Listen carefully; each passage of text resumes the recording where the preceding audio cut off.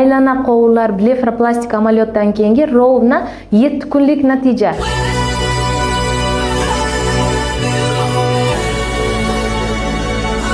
Ko'rib turganingizdek, bemorimizga hozirgina choklarni yechib tashladik.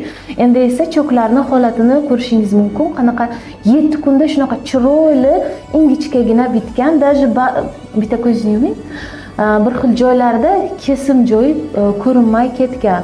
Bu bizning juda ham chiroyli ideal natijamiz. Bemorimizda, demak, tashqi burchaklar tushgan, osilgan edi. Pastki qovurlardan nizachesini grija va juda ham ko'p miqdorda marshina, ya'niki rahlar, chiziqlar bor edi. Hammasini shu pastki qovurlar подтяжка yordamida, demak, bartaraf qildik. За счет того, что pastki qovurlar подтяжка bo'lgan ma'lum miqdorda, nasabunnoy skladkalari ham ketgan. Tepa qovurlarda esa tashqi burchaklar ko'tarilgan, ozgina shishlar bor. Bu yana bir haftadan keyin bartaraf bo'ladi, lekin bu juda ham dog'lari bilan solishtirsangiz juda ham ideal natija chiqqan. Aziz bemorlar, demak, sizlarga ham shunaqa chiroyli natijalar kerak bo'lsa, Renessans klinikasi doktor Suleymanovaga murojaat qilishingiz mumkin. Hammaga rahmat.